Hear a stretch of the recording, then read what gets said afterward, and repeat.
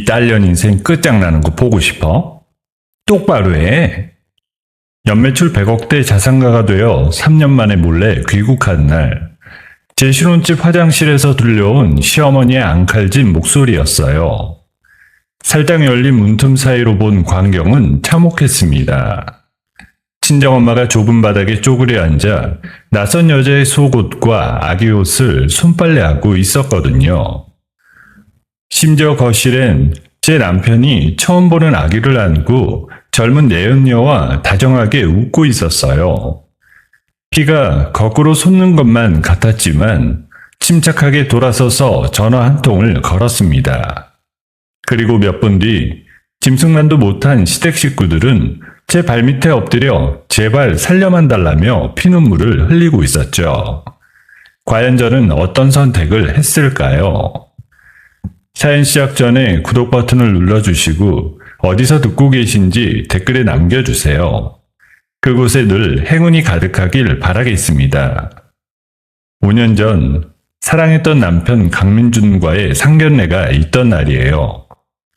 서울의 한 고급 한정식집에서 제 친정엄마 이명희와 예비 시어머니 최정혜가 처음으로 얼굴을 마주했습니다.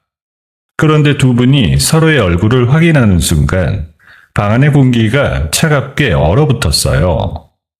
엄마는 들고 있던 물잔을 천천히 내려놓으며 손을 부들부들 떨었고, 시어머니는 한쪽 입꼬리를 슬쩍 끌어올리며 서늘한 미소를 지었습니다.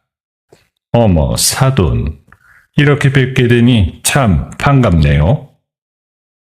그런데 아침까지만 해도 행복해 보였던 엄마는 고개를 푹 숙인 채 식은땀을 흘리며 겨우 입을 열었습니다. 네, 반갑습니다. 우리 서아 좀 잘 부탁드려요.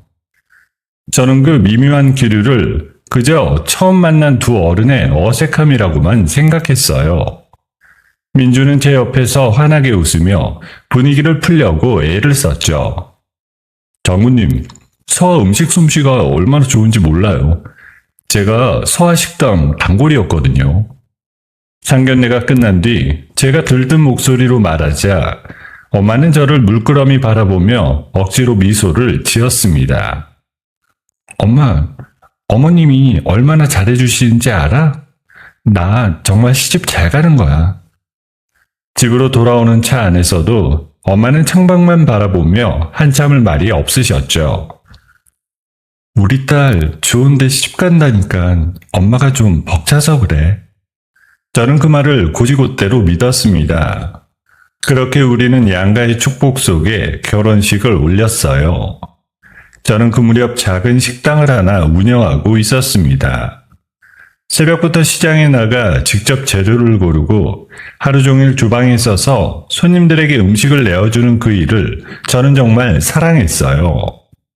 그래서 결혼 전 당분간은 아이를 갖지 말고 제 일과 꿈에 매진하고 싶다고 했고 남편 역시 응원해 주었습니다. 소아야, 너 하고 싶은 거 다 해. 내가 옆에서 응원할게. 그렇게 달콤한 신혼생활이 이어지던 어느 날, 제 식당 단골이자 유럽에서 평생을 살아온 한 사업가가 저를 조용히 찾아왔습니다. 사장님 음식은 유럽에서도 분명히 통합니다. 제가 현재 식당 자리를 알아봐 드릴 테니 같이 동업 한번 해보시죠. 그날 밤 저는 쉽게 잠을 이루지 못했습니다. 유럽이라는 머나먼 땅에서 제 음식을 선보인다는 상상만으로도 심장이 두근거렸거든요. 오랜 고민과 끊임없는 설득 끝에 저는 민준을 겨우 납득시켰습니다. 특히 엄마는 누구보다 제 등을 힘차게 떠밀어 주셨죠. 서아야, 결혼에 얽매여서 네 꿈 접지 마. 엄마는 우리 딸이 훨훨 날았으면 좋겠어. 그렇게 저는 가족들의 든든한 응원을 등에 업고 3년간의 기약 없는 유럽 출장길에 올랐습니다. 낯선 땅에서의 3년은 피눈물의 연속이었어요. 1년 365일 중 단 하루도 쉬지 못하고 새벽부터 밤까지 주방에 서 있었습니다. 말도 통하지 않고 손님도 없던 첫 해를 이를 악물고 버텼습니다. 그러다 2년 차부터 제 식당이 입소문을 타기 시작했고 3년 차에는 매장을 여러 개로 늘리며 연매출 100억 원을 달성하는 기적을 이뤄냈습니다. 마침내 제가 자리를 비워도 모든 매장이 완벽하게 돌아가는 시스템이 갖춰졌어요. 저는 그동안 챙기지 못했던 한국의 가족들에게 깜짝 선물을 하고 싶었어요. 그래서 아무에게도 알리지 않고 몰래 귀국행 비행기에 올랐습니다. 공항에 도착하자마자 한국지사 설립을 맡은 김 변호사가 저를 마중 나와 있었어요. 대표님, 정말 고생 많으셨습니다. 한국지사권은 차차 진행하시죠. 네, 변호사님. 오늘은 일단 가족부터 보고 싶어서요. 다들 깜짝 놀랄 거예요.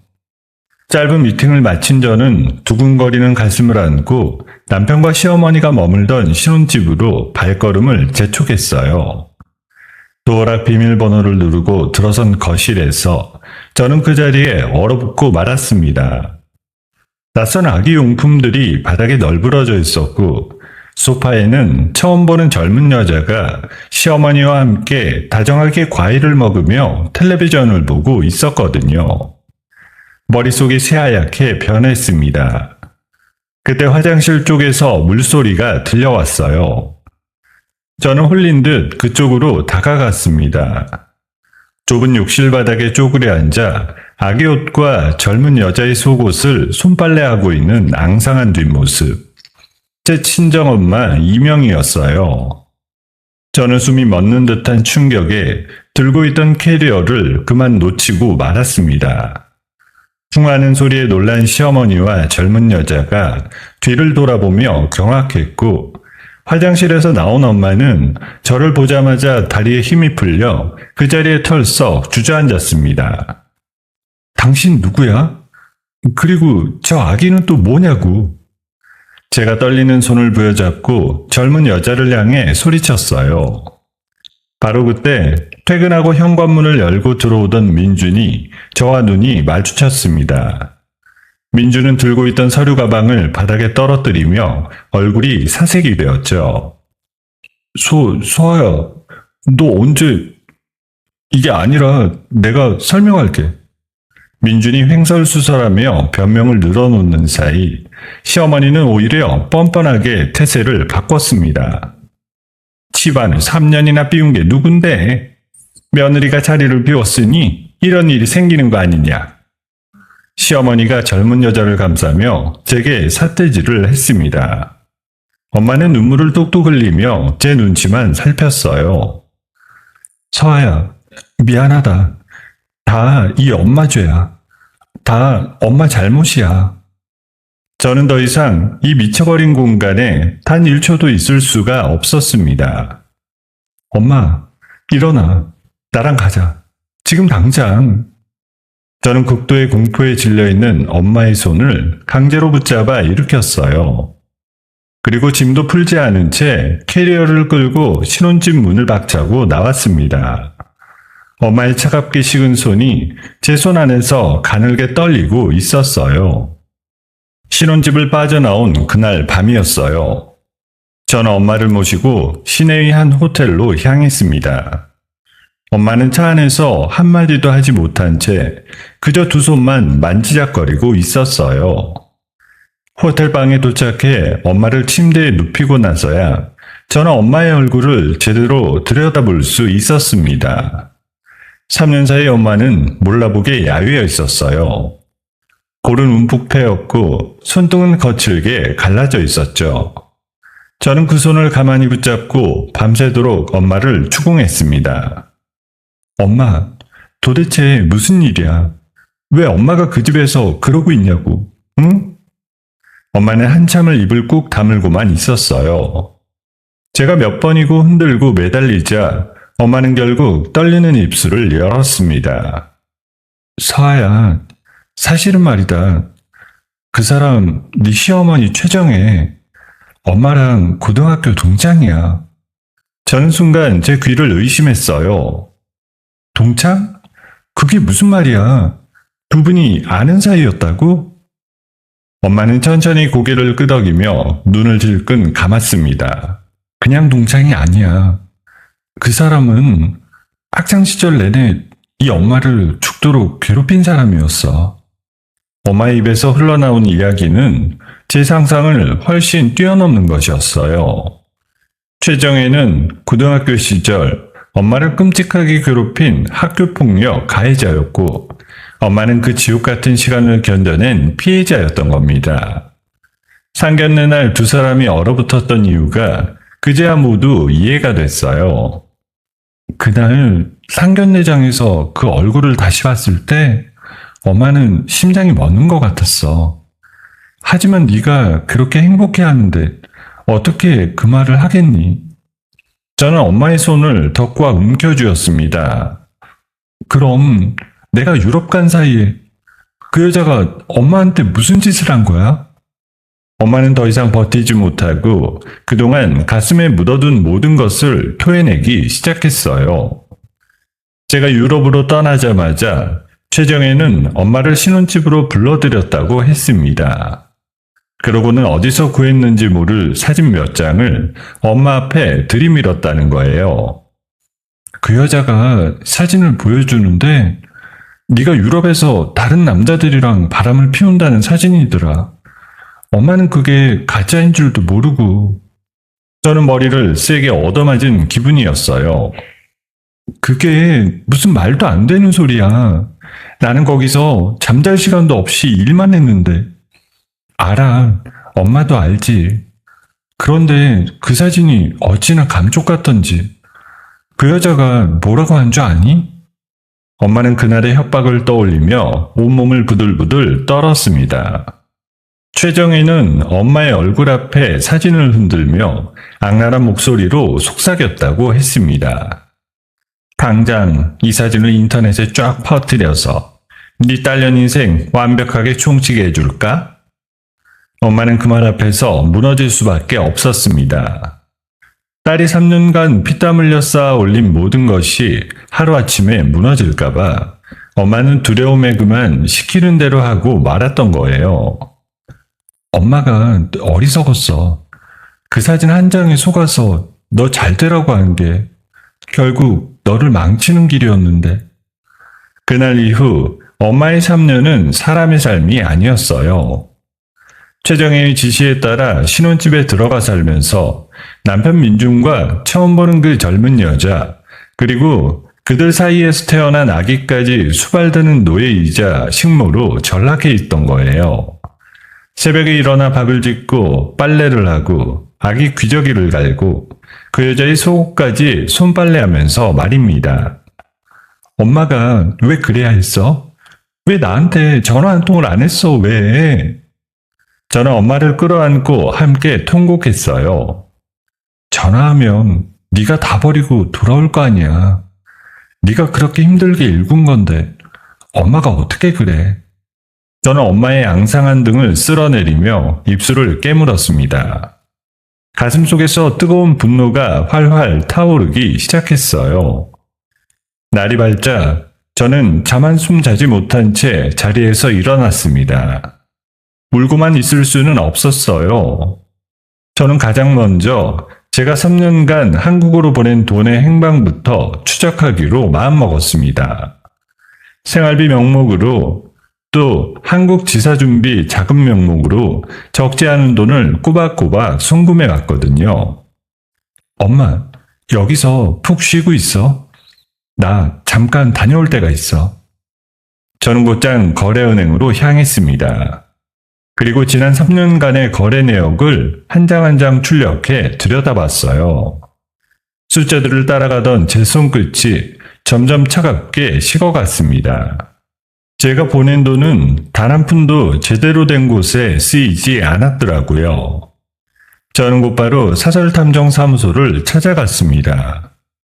의뢰하신 분의 3년간 행적, 자금 흐름까지 전부 조사하면 시간이 좀 걸립니다. 괜찮으시겠습니까? 시간이 얼마나 걸리든 상관없어요. 한 푼도 빠짐없이 그 사람이 어디에 어떻게 썼는지 전부 다 알아내 주세요. 며칠 뒤 탐정이 건넨 조사 결과는 제 예상보다 훨씬 더 추악했어요. 민주는 제가 보낸 막대한 자금을 빼돌려 그 젊은 여자 박지아의 명품 사치를 채우는데 흥청망청 써댔습니다. 그뿐만이 아니었어요. 시어머니 최정혜가 진 도박빚까지 제 돈으로 갚고 있었던 겁니다. 그리고 한 가지 더 있습니다. 남편분이 요즘 한 사람과 자주 어울리는데 박자의 오빠라는 자입니다. 전과가 있는 사채업자예요. 저는 서류를 든 손을 부르르 떨었습니다. 사채업자라니, 이 사람들이 지금 어디까지 썩어 있는 거야? 분노가 머리끝까지 차올랐어요. 하지만 저는 무작정 쳐들어가 소리치는 어리석은 짓은 하지 않기로 했습니다. 그런 식으로는 저들을 절대 무너뜨릴 수 없다는 걸 저는 잘 알고 있었으니까요. 저는 그들을 완벽하게 파멸시킬 증거가 필요했습니다. 빠져나갈 구멍 하나 없이 전부 다 울감해 줄 거예요. 저는 흥신소를 찾아가 한 직원과 은밀한 거래를 마쳤습니다. 민준의 차와 신혼집 곳곳에 초소형 녹음기와 카메라를 몰래 설치하기로 한 거예요. 설치하고 나면 작은 소리 하나까지 다 잡힙니다. 저쪽은 꿈에도 모를 거예요. 저는 고개를 끄덕이며 차가운 미소를 지었습니다.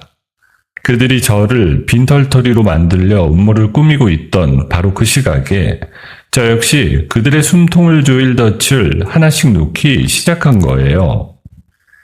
한편 그 시각 제가 돌아왔다는 사실에 위기감을 느낀 민준과 최정혜는 박지아의 오빠인 사채업자를 신혼집으로 몰래 불러들이고 있었습니다. 저를 빈털터리로 만들어 쫓아낼 음모를 저들끼리 머리를 맞대고 꾸미기 시작한 거죠. 하지만 그들은 알지 못했습니다. 그 집안의 모든 소리가 이미 제 손바닥 안으로 들어오고 있다는 사실을요. 흥신소에 일을 맡기고 며칠이 지난 어느 밤이었어요. 저는 호텔방 책상 앞에 앉아 녹음된 파일들을 하나하나 귀에 꽂고 있었습니다. 대부분은 시시콜콜한 잡담이었지만 어느 순간 제 손이 마우스 위에서 딱 멈췄어요. 민준과 사채업자 그리고 박지아의 목소리가 한데 뒤섞여 흘러나오고 있었거든요. 그들이 나누는 대화는 제 피를 거꾸로 솟게 만들었습니다. 소아가 유럽에서 만든 그 브랜드 있잖아. 그거 한국 독점 프랜차이즈 판권을 우리가 가짜로 하나 만들어서 팔아 넘기는 거야. 그게 돈이 되겠어? 얼마나 받을 수 있는데? 수십억은 우습지. 계약금만 챙겨서 셋이 같이 해외로 튀면 끝나는 거야. 소아 그녀는 평생 한국 못 들어오게 만들고. 저는 이어폰을 낀 채 두 주먹을 꽉 움켜쥐었습니다. 손톱이 손바닥을 파고드는 것도 느끼지 못할 만큼 온몸이 분노로 떨렸어요. 그들은 제가 3년간 피눈물로 일군 브랜드를 가짜 판권으로 둔갑시켜 시장에 팔아치울 계획을 세우고 있었던 겁니다. 수십억의 계약금을 챙겨 해외로 도주하려는 그림까지 완벽하게 그려놓고 말이에요. 녹음 속 대화는 거기서 끝이 아니었습니다. 근데 그 여자 도장이랑 서류가 있어야 계약이 되는 거 아니야? 그건 걱정 마. 내가 명색이 법적인 남편인데 집에 그년 인감 도장이랑 서류 다 있어. 위조하면 그만이야. 저는 그 말에 헛웃음이 나왔습니다. 부부라는 법적인 지위를 그런 더러운 짓에 이용하다니 정말 사람이 어디까지 추악해질 수 있는지 두 눈으로 확인하는 순간이었어요. 사채업자는 가짜 회사를 하나 세워 계약의 매수자 역할을 할 바지 사장을 구하러 다니겠다고 했습니다. 치밀하다면 치밀한, 하지만 제 눈에는 너무도 얄팍한 사기극이었죠. 그래, 어디 한번 끝까지 해봐. 너희들이 판 그 함정에 누가 빠지는지 보자. 저는 이어폰을 천천히 빼며 입꼬리를 끌어올렸어요. 이상하게도 분노가 극에 달하자 오히려 머릿속이 얼음처럼 차분해졌습니다. 저들에게 분노를 쏟아붓는 건 아무 의미가 없었어요. 저는 이 상황을 거꾸로 이용해 그들의 숨통을 완벽하게 끊어버리기로 마음먹었어요. 그들이 가짜 매수자를 찾아 헤매고 있다면 제가 진짜 같은 가짜 매수자를 만들어주면 되는 거였습니다. 스스로 함정에 걸어 들어오도록 말이에요. 머릿속에서 그림이 완성되자 저는 곧장 휴대폰을 집어들었습니다. 그리고 유럽에 있는 제 가장 든든한 조력자에게 전화를 걸었어요. 신호음이 몇 번 울리고 익숙한 목소리가 흘러나왔어요. 서아, 이 시간에 웬일이야? 한국은 지금 한밤중일 텐데.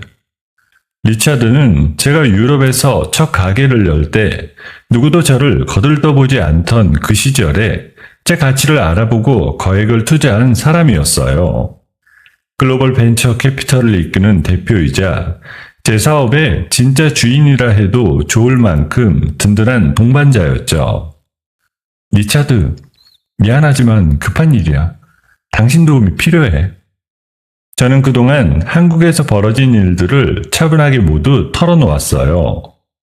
남편의 불륜과 엄마의 식모살이, 그리고 그들이 꾸미고 있는 가짜 판권 사기극까지요. 전화기 너머의 리처드는 한참을 말없이 듣기만 했습니다. 이야기가 끝나자 그의 목소리는 평소보다 훨씬 더 낮고 단단하게 가라앉아 있었어요. 서아, 그동안 혼자서 그걸 다 감당한 거야? 왜 진작 연락하지 않았어? 이제라도 연락했잖아. 당신이 도와준다면 나 저 사람들 완벽하게 끝장낼 수 있어. 무슨 말이 더 필요하겠어. 내가 직접 한국으로 갈게. 당신이 원하는 대로 뭐든 다 하지. 저는 전화기를 든 채 잠시 눈을 감았습니다. 3년간 낯선 땅에서 외롭게 버티는 동안 제 곁을 지켜준 사람이 누구였는지 새삼 가슴이 뜨거워졌어요. 고마워 리처드. 이 은혜는 꼭 갚을게. 은혜는 무슨? 당신이 다시 웃는 걸 보는 게 나한테는 더 중요해. 저는 통화를 마치고 창밖의 깊은 밤하늘을 바라봤습니다. 이제 막 첫 번째 패를 던졌을 뿐인데 가슴 한구석이 묘하게 든든해졌어요. 그리고 전화를 끊은 지 정확히 48시간 후였습니다. 인천공항의 입국장으로 큰 키에 잘 다려진 정장을 빈틈없이 차려입은 리처드가 비밀리에 들어왔습니다. 저는 사람들의 눈을 피해 공항 한쪽 구석에서 그를 맞이했어요. 오랜만이어서 얼굴이 많이 상했네. 와줘서 정말 고마워. 당신 얼굴 보니까 이제 좀 살 것 같아. 저는 리차드를 조용한 곳으로 안내해 그동안 제가 모은 자료들을 테이블 위에 펼쳐놓았어요. 민준 일당의 사기 계획이 담긴 서류와 그들이 위조하려는 문서들의 사본이었습니다. 리처드는 서류를 한 장 한 장 넘기며 눈빛을 날카롭게 빛냈어요. 결국 이자들이 찾는 건 가짜 판권을 사줄 호구 매수자라는 거지? 맞아. 그런데 아무리 찾아도 이런 위험한 거래에 선뜻 나설 사람은 없을 거야. 리처드는 서류를 탁 내려놓으며 의미심장한 미소를 지었어요. 그렇다면 내가 그 호구가 되어주지. 글로벌 호텔 체인의 아시아 지부장. 이 정도 직감이면 저들 눈에 아주 먹음직스러운 먹잇감으로 보일 거야. 저는 그 말에 가슴이 서늘해질 만큼 통쾌했어요. 내가 직접 매수자로 위장해서 그 함정 안으로 걸어 들어갈게. 저들이 스스로 도장을 찍는 순간 모든 게 끝나는 거야. 좋아. 그럼 저들이 우리 손바닥 위에서 놀게 만들어주자. 다음 날부터 우리의 계획은 빠르게 움직이기 시작했습니다. 민중과 사채업자가 가짜 판권을 팔기 위해 강남의 고급 브로커 사무실들을 들락거리고 있을 때였습니다. 리차드가 미리 고용해둔 한국인 에이전트가 마치 우연인 듯 그들에게 접근했어요. 제가 모시는 분이 아시아 시장 진출에 관심이 아주 많으십니다. 좋은 물건이 있다고 들었는데 한번 이야기 나눠보실까요? 덫이 놓인 줄도 모르는 민준 일당은 글로벌 호텔 체인이라는 큰손이 나타나자 흥분을 감추지 못했습니다. 저는 흥신소를 통해 그들의 반응을 실시간으로 전해 들었어요. 호텔 체인에서 우리 판권에 관심을 보인다고?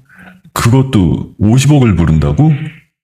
이거 완전 대박이잖아. 야, 당장 내일이라도 가게약 맺자고 해. 이 물건 절대 놓치면 안 돼. 저는 그 녹음을 들으며 조용히 미소 지었습니다. 탐욕에 눈이 먼 자들은 자기 앞에 놓인 것이 황금인지 함정인지 구분하지 못하는 법이니까요. 그들이 계약을 향해 한 걸음씩 달려갈수록 그건 곧 자기들 무덤을 향해 다가가는 발걸음이었어요. 그래, 어서 와. 너희가 직접 그 종이에 도장을 찍어야 모든 게 완성되니까. 저는 창가에 서서 다가올 단지의 순간을 머릿속에 차분히 그려보았습니다. 리차드라는 거대한 미끼가 던져진 뒤 모든 일은 제 계획대로 착착 맞아들어갔습니다. 민준일당이 50억이라는 돈에 정신을 빼앗겨 계약 준비에 열을 올리는 동안 저는 조용히 다음 단계를 밟아나갔어요. 저들이 스스로 함정으로 걸어 들어오게 만드는 것만으로는 부족했습니다. 그 순간을 법의 손으로 완벽하게 올가맬 또 하나의 그물이 필요했죠. 저는 김 변호사와 함께 경찰청 경제범죄수사대 소속의 강 변호사를 은밀히 만났습니다. 도심에서 한참 벗어난 낡은 찻집의 구석자리였어요. 저는 그동안 모은 모든 자료를 강 형사 앞에 차곡차곡 내려놓았습니다. 흥신소가 잡아낸 녹음 파일과 그들이 위조하려는 서류 사본, 그리고 제가 보낸 돈이 어디로 흘러갔는지 낱낱이 적힌 자금 흐름 보고서까지요. 강 형사는 두툼한 자료를 한 장 한 장 넘기며 미간을 점점 좁혀갔습니다. 이거 보통 일이 아닌데요? 남의 도장을 멋대로 파서 가짜 계약을 만들고 그 돈을 들고 외국으로 튈 계획까지. 빠져나갈 구멍이 하나도 없습니다. 액수가 워낙 크다 보니 단순 사기로 끝날 일이 아닙니다. 죄가 아주 무겁게 매겨질 거예요. 형사님, 그 사람들이 계약서에 도장을 찍는 바로 그 순간을 잡아주세요. 단 한 명도 빠져나가지 못하게요. 박 형사는 자료를 가방에 챙겨 넣으며 묵직하게 고개를 끄덕였습니다. 걱정 마십시오. 미리 고발장 접수해두고 그날 라운지 근처에 저희 팀원들 쫙 깔아두겠습니다. 신호만 떨어지면 바로 들이닥칠 거예요. 저는 그제야 가슴 한쪽에 박혀있던 돌덩이가 조금은 가벼워지는 기분이었어요. 이제 덫은 완성됐고 사냥감이 제 발로 걸어 들어오기만을 기다리면 되는 겁니다. 찻집을 나서며 김 변호사가 조심스럽게 제게 물었어요. 대표님, 정말 괜찮으시겠습니까? 한때 남편이었던 사람인데요. 변호사님, 그 사람은 제 남편이기 전에 제 엄마를 3년간 노예로 부린 공범이에요. 저한테 그런 동정심은 남아있지 않습니다. 김 변호사는 제 단호한 눈빛에 더 이상 아무 말도 하지 못했어요. 계약을 하루 앞둔 밤이었습니다. 저는 흥신소가 보내온 영상 속에서 승리를 확신한 자들의 추악한 잔치를 지켜봤어요. 시어머니 최정혜는 박재하를 데리고 백화점 명품관을 돌며 아직 손에 쥐지도 않은 돈을 수천만 원어치나 흥청망청 써대고 있었습니다. 이거랑 저거 다 포장해줘요. 이제 우리 며느리 돈 걱정은 할 필요도 없으니까. 어머니, 저 이 가방도 너무 이뻐요. 우리 이제 진짜 부자 되는 거 맞죠? 그럼 그년이 유럽에서 죽어라 번 돈 우리가 편하게 쓰면 되는 거다. 저는 그 영상을 보며 헛웃음을 흘렸습니다. 며느리 돈이라니. 제가 새벽마다 시장 바닥을 누비고 밤마다 주방에서 화상을 입어가며 번 돈을 마치 제 것인 양 떠들어대는 그 뻔뻔함에 기가 막혔죠. 한편 민주는 이미 박지아와 함께 해외로 떠날 비행기 티켓까지 예매해두고 있었습니다. 지아야, 우리 이제 곧 자유야. 그 돈만 들어오면 따뜻한 나라 가서 평생 놀고 먹는 거야. 자기 최고. 나 진짜 자기만 믿어. 승리감에 흠뻑 취한 그들의 모습은 보면 볼수록 제 결심을 더 단단하게 만들었습니다. 그런데 그날 밤 저는 흥신소가 보내온 또 다른 정보 하나에 눈썹을 치켜 올렸어요. 민준이 박지아 몰래 따로 비자금을 빼돌릴 차명 계좌를 만들고 있었던 겁니다. 남편분이 여자 모르게 다른 계좌를 하나 더 텄습니다. 들어올 돈의 절반을 거기로 빼돌릴 생각인 것 같아요. 그래, 자기들끼리도 결국 서로 등쳐먹는 사이였구나. 저는 그 정보를 따로 잘 챙겨두었어요. 언젠가 저들 사이의 얄팍한 신뢰를 한순간에 짓밟아버릴 아주 요긴한 패가 될 테니까요. 복수의 톱니바퀴가 빈틈없이 맞물려 돌아가는 동안 저는 호텔방으로 돌아와 엄마의 곁을 지켰습니다. 엄마는 조금씩 안정을 찾아가며 잃었던 혈색을 되찾는 듯 보였어요. 그런데 저는 보고 말았습니다. 엄마가 가끔씩 가슴 한쪽을 손으로 지그시 누르며 미간을 찡그리는 모습을요. 엄마, 어디 아파? 아까부터 자꾸 가슴을 만지네. 엄마는 화들짝 놀라며 손을 황급히 내렸습니다. 아니야. 그냥 체한 것 같아서 그래. 신경 쓰지 마. 정말이지? 병원 한번 가보는 건 어때? 됐어. 이 엄마 멀쩡해. 너 큰일 앞두고 있는데 엄마 걱정은 하지도 마. 저는 엄마가 주 복수 계획에 짐이 될까봐 아픈 것마저 꾹 숨기고 있다는 걸 어렴풋이 느꼈어요. 하지만 그때의 저는 코앞에 닥친 일에 정신이 팔려 그 작은 신호를 깊이 들여다보지 못했습니다. 지금 생각하면 그게 두고두고 가슴을 치는 후회로 남았어요. 모든 준비가 끝난 깊은 밤이었습니다. 저는 리처드와 마주 앉아 다음날 벌어질 계약 현장의 시나리오를 마지막으로 점검했어요. 에이전트가 먼저 들어와서 분위기를 잡고 그 다음에 내가 매수자로 등장하는 거야. 저들이 도장을 찍을 때까지 우리는 철저하게 호구인 척하면 돼. 도장을 찍고 선입금까지 확인하는 그 순간 강 형사님이 들이닥치기로 했어. 한치의 오차도 없어야 돼. 걱정 마. 저들은 자기가 사냥꾼인 줄 알겠지만 사실은 사냥감이라는 걸 끝까지 모를 거야. 저는 그 말에 서늘한 미소를 지었습니다. 내일이면 3년간의 그 지옥 같은 시간을 전부 돌려줄 거야. 한꺼번에 완벽하게. 리차드는 제 어깨에 가만히 손을 올렸습니다. 잘 해낼 거야, 서아. 그동안 충분히 강행했으니까. 그 따뜻한 손길에 저는 잠시 눈을 감고 마음을 다잡았어요. 날이 밝았습니다. 도시 한복판에 우뚝 솟은 최고급 호텔의 VIP 라운지였어요. 두꺼운 카펫이 깔리고 은은한 조명이 흐르는 그 조용한 공간으로 민중과 사채업자가 잔뜩 들뜬 얼굴로 들어섰습니다.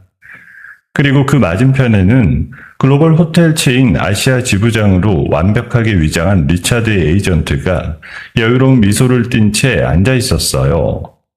널찍한 대리석 테이블 위에는 50억짜리 가짜 독점 판권 계약서가 가지런히 놓여 있었습니다.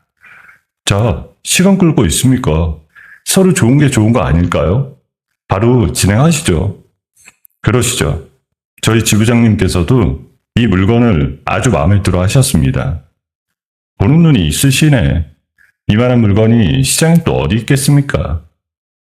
민준이 침을 꿀꺽 삼키며 테이블 위에 놓인 펜을 향해 천천히 손을 뻗었어요. 라운지 한쪽 구석, 커다란 화분 뒤에서 그 모든 광경을 숨죽여 지켜보던 저는 천천히 숨을 골랐습니다. 심장이 쿵쿵 뛰었지만 머릿속은 그 어느 때보다 차갑고 또렷했어요. 마침내 3년의 인내가 통쾌한 단죄로 바뀌는 순간이 바로 코앞으로 다가와 있었습니다. 민준이 떨리는 손으로 펜을 집어들었습니다. 그리고 계약서 위에 제 인감도장을 위조한 가짜 도장을 꾹 눌러 찍었어요. 붉은 인주가 종이 위에 선명하게 찍히는 그 모습을 저는 화분 뒤에서 두 눈으로 똑똑히 지켜봤습니다. 곧이어 에이전트가 휴대폰 화면을 민준 쪽으로 돌려 보여줬어요. 10억 원의 선입금이 이체되었다는 확인증이었죠. 됐어, 지아야. 우리 진짜 부자 된 거야. 자기, 우리 이제 진짜 부자야. 민준과 박지아가 서로를 부둥켜 안고 환호성을 지르는 바로 그 찰나의 순간이었습니다. 굳게 닫혀있던 라운지의 양쪽 문이 동시에 활짝 열렸어요. 저는 천천히 그러나 당당하게 그 안으로 걸어 들어갔습니다. 제 뒤로는 리차드와 김 변호사 그리고 강 형사가 이끄는 경제범죄 수사대 팀원들이 일제히 현장으로 들이닥쳤어요. 환호하던 민준의 얼굴이 저를 보는 순간 종이장처럼 하얗게 질렸습니다. 소아? 네가 여기 왜? 외기는 내 도장으로 내 브랜드를 팔아먹는 자리인데 주인이 와야지. 저는 천천히 리차드의 곁으로 다가가 그의 팔에 손을 얹었습니다. 인사해. 이분이 너희가 그토록 모시려 했던 글로벌 호텔 체인 지부장이야. 내 유럽 본사의 최대 주주이자 진짜 투자자 리차드. 만나서 반가웠습니다. 덕분에 아주 흥미로운 구경 잘했어요. 민준의 다리가 후들거리기 시작했어요. 박지아는 입을 틀어막은 채 뒷걸음질을 쳤고 사채업자는 출구를 찾아 두리번거렸습니다. 너희가 그렇게 공들인 사기극 처음부터 끝까지 전부 내 손바닥 위에서 벌어진 일이야. 완벽하게 박살난 거지. 그 말이 끝나기 무섭게 강 형사가 앞으로 나섰습니다. 강민준 그리고 당신 두 사람을 사기 및 사문서 위조 혐의로 긴급 체포합니다. 강 형사가 민준과 사채업자의 손목에 차가운 수갑을 채웠어요. 철컥하는 소리가 라운지 안에 울려 퍼지는 순간 그 화려하던 공간은 순식간에 아수라장으로 변했습니다. 이거 놔. 소아야, 한 번만 봐줘. 내가 잘못했어. 잘못? 3년 동안 단 한 번도 미안한 적 없었잖아. 이제 와서 무슨 잘못이야. 그때 박지아가 제게 달려들며 악을 쓰기 시작했어요. 다 너 때문이야. 네가 잘했으면 민준 오빠가 나한테 왔겠어? 저는 그 발악을 차갑게 내려다보다가 미리 준비해둔 서류 한 장을 꺼내들었어요. 민준이 박지아 몰래 만든 차명 계좌의 거래 내역서였어요. 잘 봐. 네가 그렇게 믿는 강민준이 너 몰래 빼돌리려고 만든 계좌야. 들어올 돈의 절반을 너한테 한 푼도 안 주려고 했어. 뭐라고? 저는 그 내역서를 박지아의 발밑에 툭 던졌습니다. 박지아의 얼굴이 일그러지며 수갑을 찬 민준을 향해 돌아섰어요. 강민준, 이게 사실이야? 너 나 속인 거야? 그게 아니라 지아야, 뭐야? 서로를 향해 삿대질하며 물어뜯는 두 사람의 모습은 그동안 그들이 쌓아온 사랑이라는 게 얼마나 얄팍한 것이었는지를 적나라하게 보여줬어요. 저는 그 추악한 광경을 보며 오히려 마음이 차분하게 가라앉았습니다. 그날 오후 아들이 체포됐다는 소식을 들은 시어머니 최정혜가 경찰서로 달려왔어요. 최정혜는 저를 발견하자마자 머리 끝까지 화같이 밀어 다짜고짜 달려들었습니다. 이년, 네가 감히 내 아들을? 당장 풀어줘! 최정혜가 제 머리채를 잡으려고 손을 뻗었지만 미리 대기하고 있던 경호원들이 재빠르게 그를 제압했어요. 최정혜는 바닥에 나뒹굴며 입에 담지 못할 욕설을 퍼부었습니다. 추악한 밑바닥을 그대로 드러내는 모습이었죠. 저는 발버둥치는 최정혜 앞에 천천히 다가가 무릎을 굽혀 눈을 맞췄습니다. 최정혜 씨, 당신 이걸로 끝이라고 생각하면 큰 오산이야. 저는 품에서 또 다른 자료들을 꺼내 강 형사에게 넘겼습니다.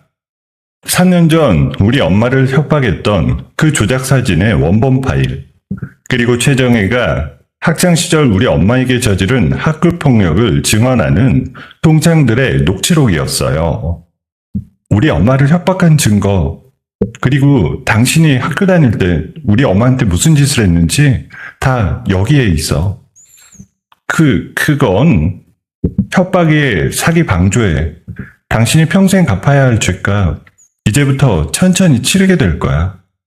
최정혜의 얼굴에서 핏기가 가시며 그 거만했던 기세가 한순간에 꺾여버렸습니다.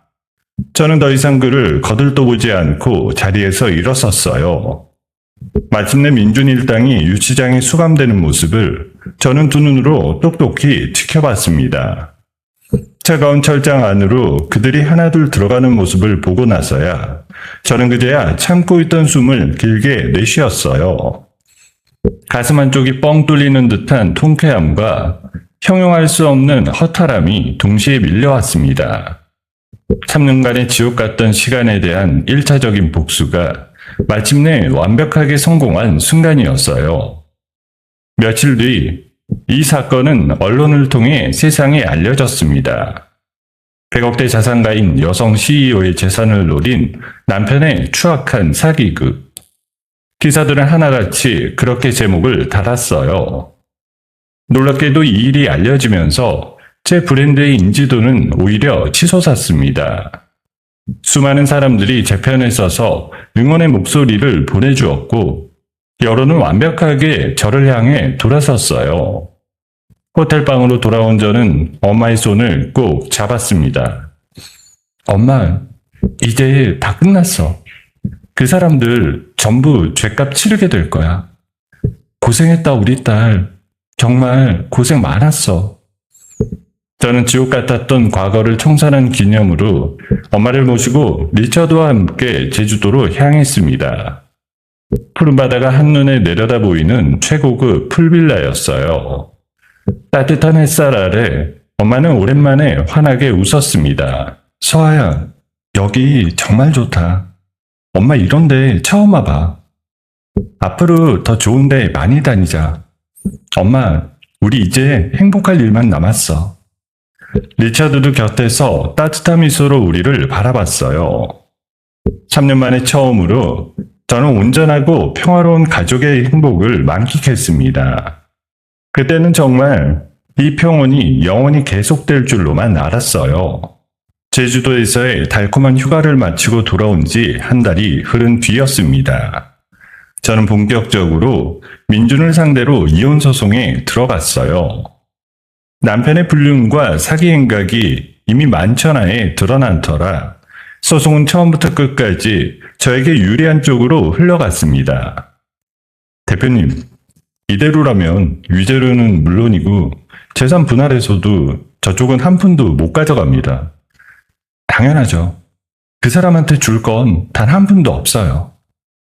저는 마침내 민준을 신혼집에서 빈손으로 완전히 쫓아내는데 성공했어요. 한때 저의 보금자리였던 그 집에서 그가 남긴 흔적을 하나도 남김없이 지워버렸죠. 사업 역시 거침없이 뻗어나갔습니다. 리처드의 전폭적인 지원 덕분에 저는 한국 시장에 정식으로 첫 번째 플래그십 스토어를 열었어요. 오픈 첫날부터 가게 앞에는 긴 줄이 늘어섰고 연일 문전성시를 이루었습니다. 유럽에서 입소문을 탄 제 음식이 마침내 고국 땅에서도 활짝 꽃을 피운 거예요. 엄마의 삶에도 따뜻한 봄이 찾아왔습니다. 저는 햇살이 잘 드는 아담한 타운하우스를 한 채 마련해 엄마가 편히 지낼 수 있도록 해드렸어요. 엄마는 작은 정원에 꽃을 심고 동네 이웃들과 어울리며 잃어버렸던 웃음을 조금씩 되찾아갔습니다. 서아야, 오늘은 옆집 아주머니랑 같이 텃밭에 상추를 심었어. 이 나이에 이런 재미가 다 있더라. 잘했어, 엄마. 이제 엄마가 하고 싶은 거 다 하면서 살아. 엄마의 야유였던 볼에 다시 발그레한 혈색이 도는 걸 보면서 저는 그동안 쌓였던 마음의 짐을 조금씩 내려놓을 수 있었습니다. 한편 구치소에 갇힌 민준과 시어머니 최정혜의 소식도 김 변호사를 통해 간간히 들려왔어요. 그들은 죗값을 반성하기는커녕 서로에게 책임을 떠넘기며 매일같이 면회실에서 난동을 부린다고 했습니다. 두 사람이 면회실에서 만날 때마다 서로 니 탓이라고 고래고래 소리를 지른답니다. 교도관들이 아주 골치를 앓는 모양이에요. 그러라고 하세요. 그게 그 사람들 수준이니까. 저는 그 소식에 한치의 동요도 없었어요. 이미 그들은 제 삶에서 완전히 지워진 사람들이었으니까요. 저는 엄마의 평생 소원이었던 일을 이루어드리기로 마음먹었어요. 엄마는 젊은 시절부터 유럽의 요리 학교에서 제대로 공부해보는 게 꿈이었다고 늘 입버릇처럼 말씀하시곤 했거든요. 엄마, 내가 유럽 요리 학교 단기 연수과정 알아봤어. 엄마 이제 거기 가서 하고 싶은 공부 실컷 해. 아휴, 이 나이에 무슨 공부를 한다고. 엄마는 됐어. 아니야, 엄마. 그동안 못한 거 이제부터 하면 되지.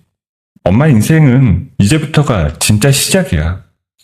엄마는 한참을 망설이다 끝내 제 손을 잡고 눈물을 글썽였어요. 그래, 우리 딸 덕분에 엄마가 늙음하게 호강을 다 하는구나. 저는 엄마가 식모살이에 끔찍했던 상처를 모두 지우고 온전히 자신의 삶을 살아가기를 진심으로 바랐습니다. 며칠 뒤 한국 스토어의 그랜드 오픈 파티가 성대하게 열렸어요. 수많은 취재진과 유명 인사들이 모인 그 화려한 자리에서 저는 성공한 기업가로 당당히 스포트라이트를 받았습니다. 카메라 플래시가 사방에서 터지는 가운데 저는 무대 위로 엄마를 모셔 올렸어요. 오늘의 저를 있게 해준 제 인생에서 가장 소중한 사람입니다. 바로 제 어머니예요. 서아야. 저는 많은 사람들 앞에서 엄마를 뜨겁게 끌어안았습니다. 박수갈채가 쏟아지는 가운데 엄마는 제 품에서 가만히 눈물을 훔쳤어요. 3년간의 고통을 함께 견뎌낸 우리 모녀에게 그 순간은 무엇과도 바꿀 수 없는 값진 시간이었습니다. 파티가 끝난 뒤 리처드가 조용히 제게 다가왔어요. 서아, 잠깐 얘기 좀 할 수 있을까? 무슨 일이야? 한국 지사가 이렇게까지 잘 될 줄은 몰랐어. 나는 여기서 멈추고 싶지 않아. 아시아 전체를 무대로 우리 둘이 함께 큰 회사를 만들어 보지 않을래? 저는 그 말에 가슴이 두근거렸어요. 리처드는 단순한 투자자를 넘어 제 인생에서 가장 믿음직한 동반자로 점점 깊이 자리를 잡아가고 있었습니다. 좋아. 당신이라면 어디까지든 함께 가고 싶어. 리처드는 제게 손을 내밀었고 저는 그 손을 망설임 없이 잡았습니다. 그렇게 저는 비즈니스 파트너로서도 한 사람으로서도 리차드와 더욱 단단하게 이어졌어요. 며칠 뒤 엄마가 요리 연수를 위해 유럽으로 떠나기 전날이었습니다. 엄마는 손수 따뜻한 집밥을 한 상 가득 차려주셨어요. 김이 모락모락 나는 된장찌개와 제가 어릴 적부터 좋아하던 반찬들이 정갈하게 놓여 있었습니다. 우리 딸 많이 먹어.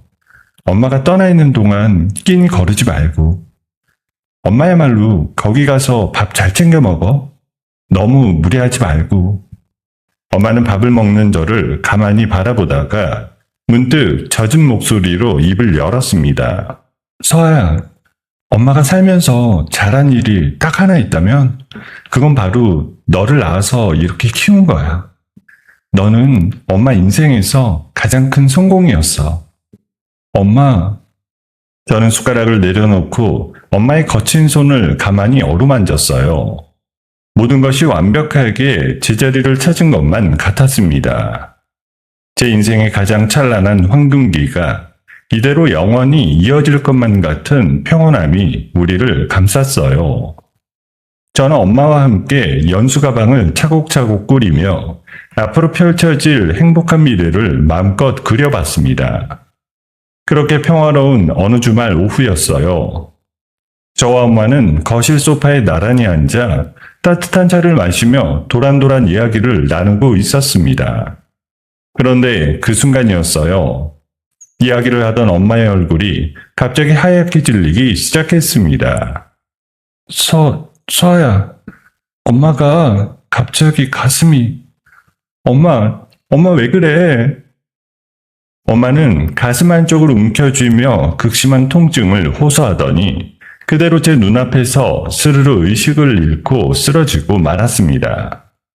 찻잔이 바닥에 떨어져 산산이 깨지는 소리가 텅 빈 거실에 날카롭게 울려 퍼졌습니다. 저는 정신없이 119에 전화를 걸었습니다. 엄마를 실은 앰뷸런스가 요란한 사이렌 소리를 내며 병원 응급실로 내달렸어요. 저는 엄마의 손을 꼭 붙잡은 채 제발 아무 일 없게 해달라고 속으로 빌고 또 빌었습니다. 엄마는 곧바로 검사실로 옮겨졌고 저는 차가운 복도 의자에 앉아 두 손을 모은 채 결과를 기다렸어요. 시간이 어찌나 더디게 흐르던지 1분이 1시간처럼 느껴졌습니다. 한참 뒤 담당 의사가 무거운 얼굴로 저를 불렀어요. 선생님, 우리 엄마 어떻게 된 거죠? 괜찮은 거예요? 보호자분, 마음 단단히 드셔야겠어요. 어머님께서 예전에 유방암을 앓으셨던 기록이 있더라고요.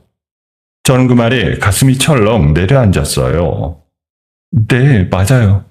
그런데 그건 오래전에 완치됐어요.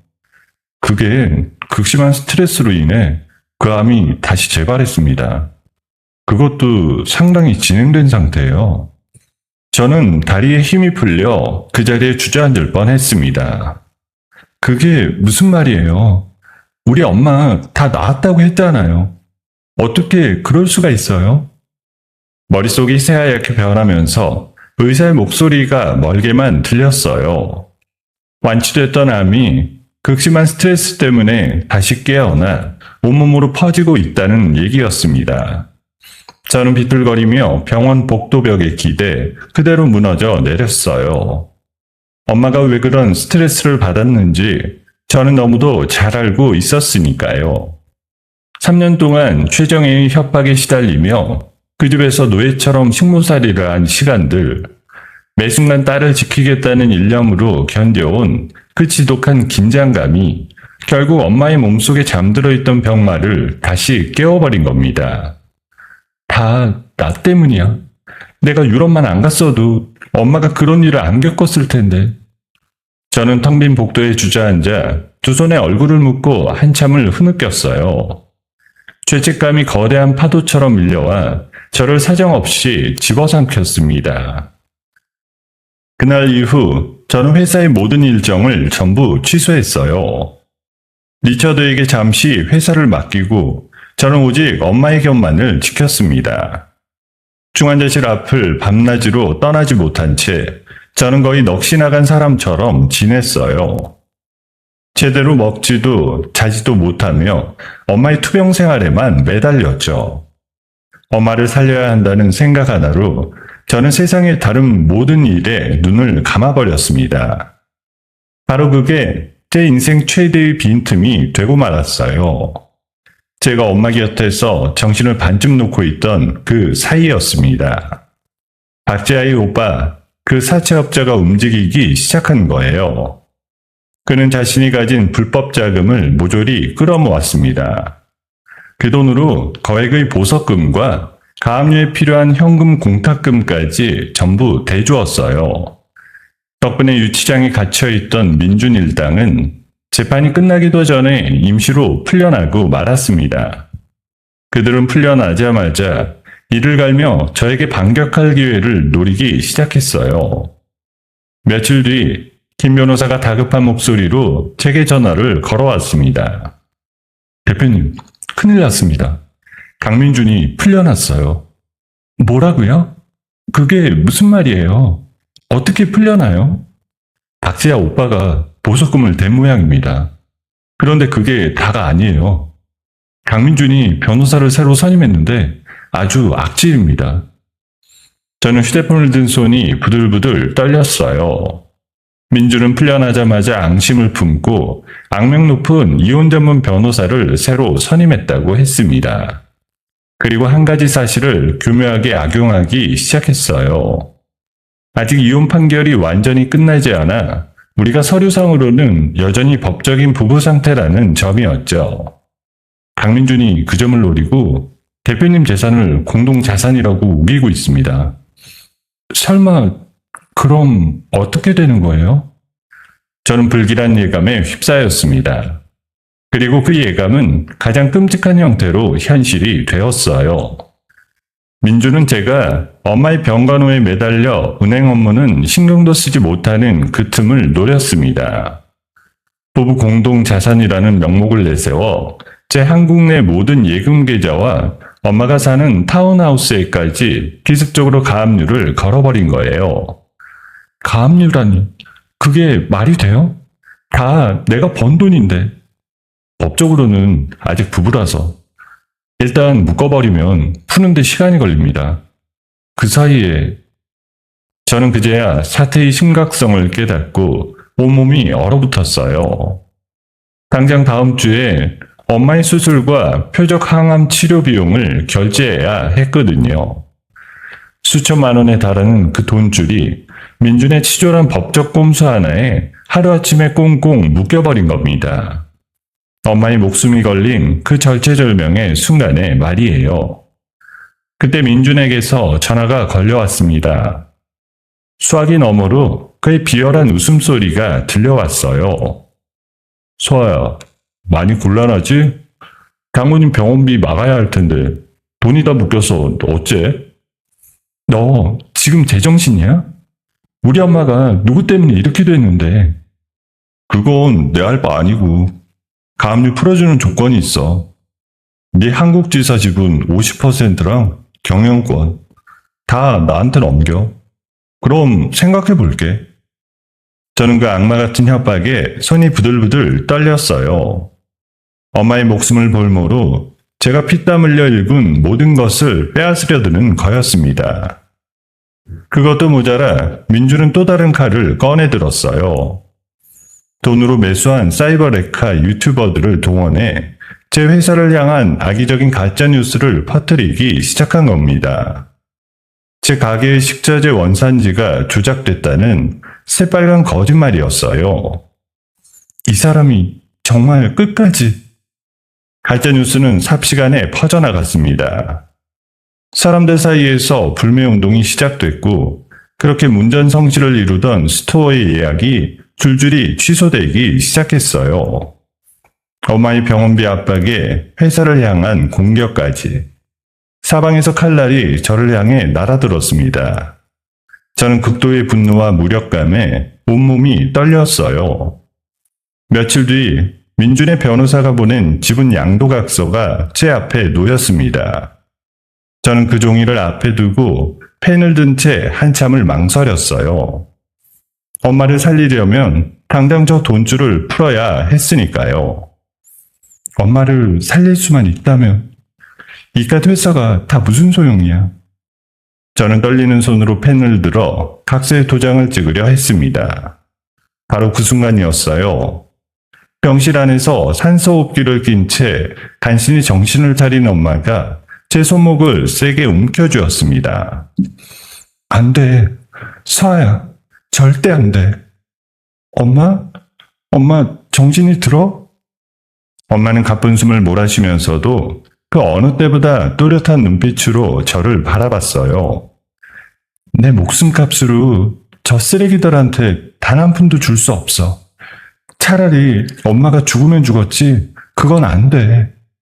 엄마의 결연한 눈빛이 흔들리던 제 마음을 단단하게 붙잡았습니다. 엄마의 그 결연한 눈빛을 마주한 순간 저는 정신이 번쩍 들었어요. 엄마는 죽음의 문턱에서도 저를 지키려 하는데 저는 그깟 협박에 무너져 내리려 했던 겁니다. 저는 나약해졌던 제 자신을 뼈저리게 반성했어요.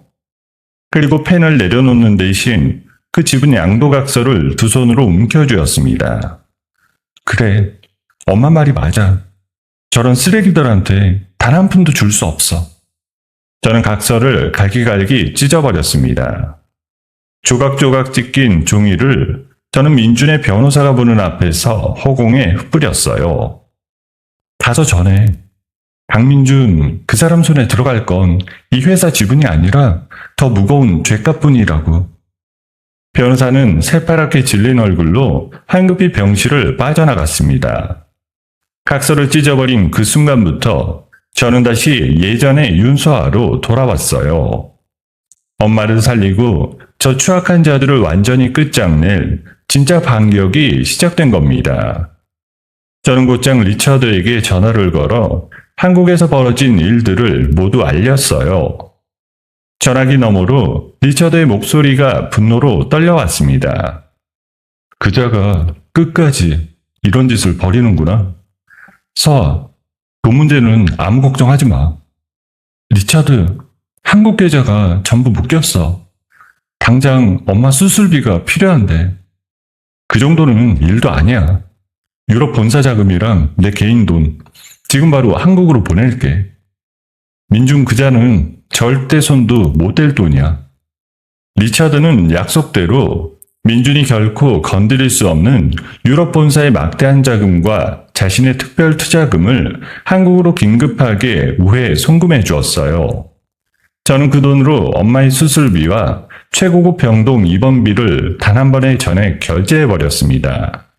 자금 압박에서 완전히 벗어난 순간 저는 비로소 숨통이 트이는 기분이었어요. 이제 됐어.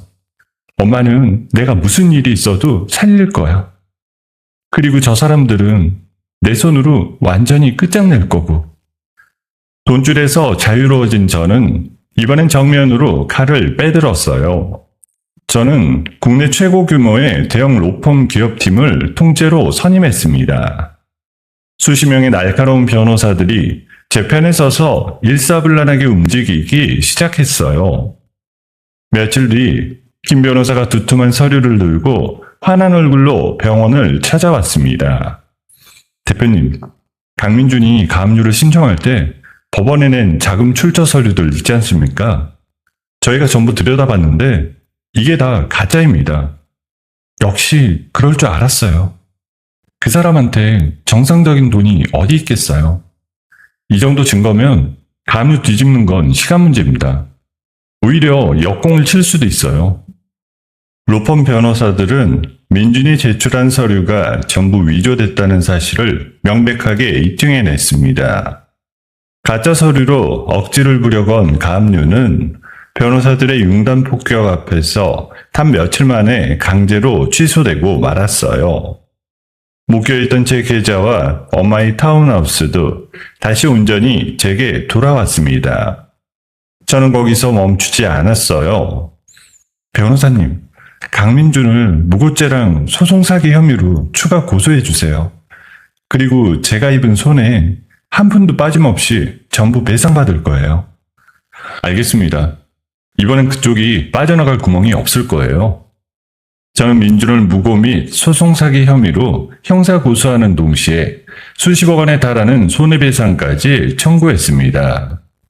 이제 그를 향한 그물은 빠져나갈 틈 하나 없이 더욱 촘촘하게 좁혀지기 시작했어요. 다음은 제 회사를 향해 날아든 가짜뉴스 차례였습니다. 저는 회사의 공식 유튜브 채널과 여러 언론을 통해 모든 것을 투명하게 공개하기로 했습니다. 유럽 지사에서 식자재를 어떻게 관리하는지, 그 원산지가 어디인지, 수입 통관 서류 원본까지 전부 생중계로 낱낱이 보여줬어요. 보시는 그대로입니다. 저희는 단 한 번도 원산지를 속인 적이 없습니다. 모든 서류 지금 이 자리에서 전부 공개합니다. 투명하게 공개된 진실 앞에서 그 악의적인 가짜뉴스는 단순히 힘을 잃고 잠잠해졌어요. 줄줄이 취소되던 예약이 다시 채워지고 들끓던 여론은 빠르게 제 편으로 돌아섰습니다. 저는 한 발 더 나아갔어요. 사이버 수사 전문 사설 탐정을 고용해 가짜뉴스의 진짜 출처를 파헤치게 한 겁니다. 탐정은 며칠 만에 결정적인 증거를 가져왔어요. 찾았습니다. 그 레카 유튜버가 강민준한테 돈을 받고 가짜뉴스를 만든 겁니다. 메신저 대화 내역이랑 입금 기록 전부 여기에 있습니다. 잘하셨어요. 그것도 전부 검찰에 넘기세요. 빠져나갈 구멍을 하나도 남기지 않을 거예요. 저는 그 증거를 곧바로 검찰에 직접 넘겨버렸어요. 돈줄은 완전히 막혔고 소송 사기죄로 더 무거운 벌까지 받게 될 처지였어요. 민준과 시어머니 최정혜는 사방이 막힌 막다른 골목에 몰리고 말았습니다. 하지만 그들은 끝까지 그 추악한 탐욕을 버리지 못했어요. 그날 밤 저는 흥신소가 보내온 한 통의 다급한 연락을 받았습니다. 대표님, 강민준하고 최정혜가 지금 본사 쪽으로 움직이고 있습니다. 분위기가 심상치 않아요. 본사로? 이 밤중에 거기를 왜? 저는 직감적으로 그들이 또 다른 짓을 꾸미고 있다는 걸 알아챘습니다. 궁지에 몰린 그들이 마지막으로 노린 것은 제 회사의 심장이나 다름없는 핵심 기밀이었어요. 오랜 시간 제가 피땀 흘려 완성한 음식의 비법 레시피와 영업 기밀이 담긴 회사 서버였죠. 그들은 그것을 통째로 빼돌려 경쟁사에 거액을 받고 팔아넘길 작정이었던 겁니다. 저는 잠시도 망설이지 않고 강 형사에게 전화를 걸었어요. 형사님, 오늘 밤 본사로 와주세요. 그 사람들이 제 발로 마지막 함정에 걸어 들어오고 있어요. 알겠습니다. 팀 데리고 바로 가겠습니다. 이번에 아주 확실하게 잡읍시다. 깊은 밤 한국지사 본사 건물은 불이 모두 꺼진 채 정막에 잠겨 있었습니다. 저는 강 형사와 그의 팀원들과 함께 어두운 서버실 한 구석에 숨죽인 채 잠복하고 있었어요. 심장이 쿵쿵 뛰었지만 저는 차분하게 그들이 걸어오기만을 기다렸습니다. 얼마나 지났을까? 복도 저편에서 조심스러운 발소리가 들려오기 시작했어요. 이윽고 어둠 속에서 두 개의 그림자가 살금살금 서버실 안으로 모습을 드러냈습니다. 민준과 최정혜였어요. 빨리 해. 이 서버만 들고 나가면 우리도 한몫 단단히 챙기는 거야. 그년 회사 다 망하게 생겼으니 이거라도 건져야지. 알아요. 금고만 뜯으면 돼요. 조용히 좀 해요. 두 사람은 손전등 불빛의 의지에 기밀 자료가 든 금고를 더듬더듬 찾기 시작했습니다. 저는 어둠 속에서 그 모습을 똑똑히 지켜봤어요. 그들이 마침내 금고를 뜯어 자료를 챙겨 막 달아나려는 순간이었어요. 거기까지. 제가 벽에 손을 뻗어 불을 탁 켜자 환한 빛 속에서 두 사람이 그 자리에 얼어붙고 말았습니다. 네가 여기 어떻게... 이게 또 어떻게 된 거지? 저는 천천히 그들에게 다가갔어요. 그리고 자료를 든 채 달아나려는 민준의 목덜미를 제 손으로 직접 거머쥐었습니다. 3년간 쌓이고 쌓인 분노가 그 손끝에 고스란히 실렸어요. 저는 그대로 민준을 차가운 서버실 바닥에 내리꽂았습니다. 뒤이어 강 형사와 팀원들이 일제히 달려들어 발버둥 치는 두 사람을 단숨에 제압했어요. 또다시 그들의 손목에 차가운 수갑이 털컥 소리를 내며 채워졌습니다. 저는 그들을 내려다보며 천천히 입을 열어서요. 마지막까지 끝까지 추억이 가는구나. 너희가 훔치려던 그 자료가 결국 너희 발목을 잡는 마지막 증거가 됐어. 강민준, 최정혜 두 사람을 절도와 영업기밀 침해 혐의로 현행범 체포합니다. 저는 수십억 원의 손해배상 청구소장을 손에 쥔 채 경찰에 끌려가는 그들을 향해 또렷하게 말했어요. 너희는 이제 평생을 갚아도 끝나지 않을 빚더미 속에서 살게 될 거야. 그게 바로 너희가 스스로 만든 지옥이야. 발악하던 그들의 목소리가 복도 저편으로 멀어질 때까지 저는 그 자리에 꼿꼿이 서서 끝까지 지켜봤어요. 마침내 저를 옥죄던 모든 위협이 완벽하게 사라진 순간이었습니다. 그리고 다음날 아침이 밝았어요. 저는 병원 수술실 앞 의자에 앉아 초조하게 두 손을 모으고 있었습니다. 지난밤의 긴장이 채 가시지도 않은 몸으로 저는 오직 엄마만을 생각했습니다. 수술실 문 위에 켜진 빨간 불빛을 저는 한순간도 눈을 떼지 못한 채 바라봤어요. 엄마, 제발 무사히 돌아와줘. 엄마 없으면 나는 못 살아. 길고 긴 시간이 흘렀습니다. 몇 시간이 며칠처럼 느껴지던 그때 마침내 수술실 문이 천천히 열렸어요. 땀에 젖은 얼굴로 걸어 나온 집도이가 마스크를 내리며 저를 향해 고개를 끄덕였습니다. 수술은 아주 성공적이었습니다. 고비를 잘 넘기셨어요. 그 말을 듣는 순간 저는 다리에 힘이 풀려 의자에 털썩 주저앉고 말았습니다. 그동안 꾹꾹 눌러 참았던 눈물이 한꺼번에 왈칵 쏟아져 내렸어요. 비로소 길고 길었던 악몽의 끝이 보이기 시작했습니다. 엄마의 수술이 성공적으로 끝나고 6개월이라는 시간이 흘렀습니다. 그 6개월은 엄마와 저에게 또 다른 싸움의 연속이었어요. 수술이 끝났다고 해서 모든 게 단번에 좋아진 건 아니었거든요. 엄마는 독한 항암 치료를 견뎌내야 했습니다. 치료를 받는 날이면 엄마는 온종일 음식을 넘기지 못하고 힘겨워했습니다. 곱던 머리카락이 한 움큼씩 빠질 때마다 엄마는 베개에 얼굴을 묻고 소리 죽여 울기도 했습니다. 수아야, 엄마가 이렇게 추한 꼴로 너한테 짐만 되는 것 같아서 미안하다. 엄마, 그게 무슨 소리야? 엄마는 지금 세상에서 제일 멋지게 싸우고 있는 거야. 내가 끝까지 옆에 있을게. 저는 매일 엄마의 손을 잡고 함께 병원 복도를 천천히 걸었습니다. 한 걸음 한 걸음이 힘겨웠지만 엄마는 단 한 번도 포기하지 않았어요. 죽을 고비를 몇 번이나 넘기면서도 엄마는 그 모든 고통을 이를 악물고 버텨냈습니다. 그렇게 길고 고된 시간을 견뎌낸 끝에 마침내 그날이 왔습니다. 담당 의사가 환한 얼굴로 검사 결과지를 들고 들어왔어요. 어머님, 정말 축하드립니다. 몸속에 있던 암세포가 완전히 사라졌어요. 그게 정말이에요, 선생님? 네, 완치되셨어요. 이렇게 잘 이겨내신 분 정말 흔치 않습니다. 엄마는 그 말을 듣고 한참을 멍하니 앉아 있었어요. 그러다 제 손을 와락 붙잡으며 눈물을 쏟아냈습니다. 서하양, 엄마 다 나았대. 엄마 이제 안 죽어도 된대. 그래 엄마, 잘 버텨줘서 정말 고마워. 정말 고마워. 저는 건강한 미소를 되찾은 엄마를 끌어안고 한참을 함께 울었습니다. 야위었던 엄마의 등에 어느새 다시 따뜻한 온기가 돌아와 있었어요.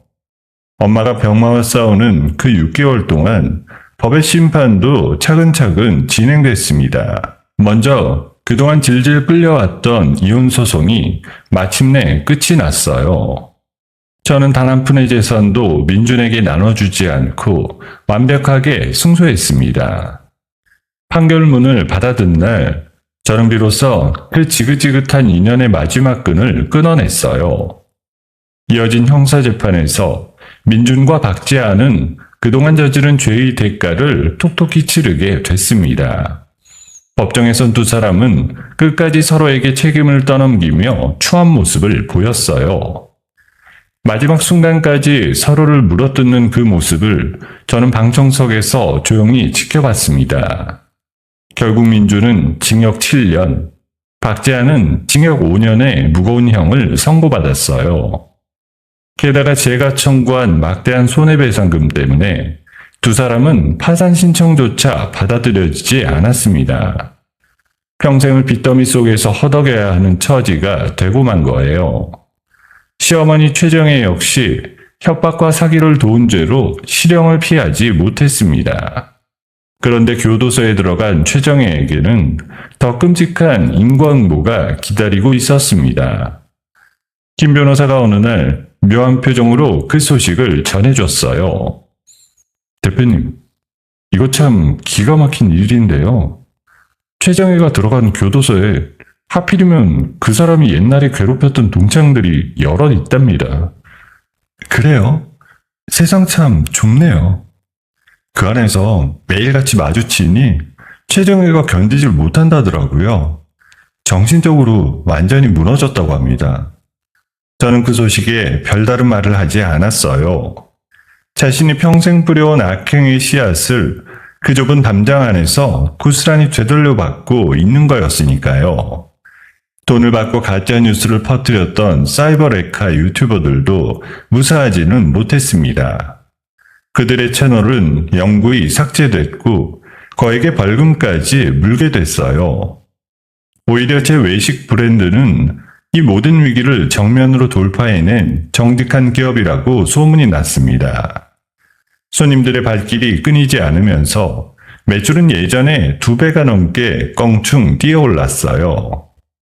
저와 리처드는 한국 지사의 눈부신 성공을 발판 삼아 사업을 더 크게 키워나갔습니다. 일본과 대만에 연달아 합작법인을 세우며 명실상부한 아시아 최고의 외식 그룹으로 우뚝 올라섰어요. 지옥 같던 시간을 모두 견뎌낸 끝에 저는 마침내 그 누구도 흔들 수 없는 단단한 자리에 서게 된 겁니다. 화창한 어느 봄날이었어요. 엄마는 그토록 미뤄두었던 유럽 요리학교 연수를 위해 파리행 비행기 티켓을 손에 들고 공항에 섰습니다. 엄마는 자신의 이름으로 발급된 여권을 가만히 어루만지며 감격에 젖은 눈빛으로 한참을 바라봤어요. 서아야, 엄마가 이 나이에 외국 유학을 다 가는구나. 이게 다 우리 딸 덕분이야. 무슨 소리야. 엄마가 끝까지 잘 버텨준 덕분이지. 자, 우리 같이 가자. 저는 회사 대표 자리를 잠시 전문 경영인에게 맡기기로 했습니다. 이제는 엄마의 든든한 보호자이자 가장 친한 친구로서 엄마와 함께 파리행 비행기에 올랐어요. 새롭게 펼쳐질 우리 두 사람의 두 번째 인생을 향해서요. 생강의 한눈에 내려다 보이는 파리의 아담한 아파트였어요. 엄마와 저는 매일 아침 갓 구운 바게트와 따뜻한 커피를 나누며 소소하고 평화로운 일상을 채워나갔습니다. 지난 시간의 모든 아픔은 이제 저 멀리 흘려보낸 채 오직 우리 두 사람만의 따뜻한 시간만이 남아있었어요. 그러던 어느 날 저녁이었습니다. 새로 문을 연 파리 직영점 테라스에서 우리는 다 함께 축배를 들었어요. 은은한 조명 아래 리처드가 조심스럽게 제게 작은 상자 하나를 내밀었습니다. 상자 안에는 정성스레 고른 목걸이가 반짝이고 있었어요. 서아, 나는 오래전부터 당신을 단순한 사업 파트너 이상으로 생각해왔어. 이제는 그 마음을 전하고 싶고. 리차드, 당신 곁에서 평생 당신을 지켜주고 싶어. 내 마음을 받아줄래? 저는 가만히 엄마를 바라봤습니다. 엄마는 환한 미소를 지으며 가만히 고개를 끄덕여 저를 축복해 줬어요. 저는 리처드가 내민 손을 망설임 없이 맞잡았습니다. 이제 저는 더 이상 그 누구에게도 휘둘리지 않습니다. 제 두 손으로 직접 일궈낸 눈부신 성공과 진정한 행복. 저는 그 모든 것을 당당히 쟁취한 제 인생의 주인공으로서 파리의 따스한 봄 햇살 아래 활짝 웃었습니다. 낯선 땅에서 피눈물로 일군 모든 것을 가장 믿었던 사람에게 짓밟힐 뻔했던 한 여자가 있었습니다. 남편의 배신과 어머니의 참혹한 식모살이, 그리고 다시 찾아온 병마까지. 세상이 그 사람을 몇 번이나 바닥으로 내동댕이 쳤지만 윤서아는 단 한 번도 무릎 꿇지 않았습니다. 오히려 그 모든 시련을 디딤돌 삼아 자신의 두 손으로 진정한 성공과 행복을 당당히 쟁취해냈죠. 이제 막 새로운 인생의 문 앞에 선 윤서아에게 따뜻한 응원의 한마디를 댓글로 남겨주시면 어떨까요? 여러분의 다정한 한마디가 분명 큰 힘이 될 겁니다. 오늘의 이야기가 마음에 남으셨다면 구독 버튼도 꾹 눌러주시기 바랍니다. 감사합니다.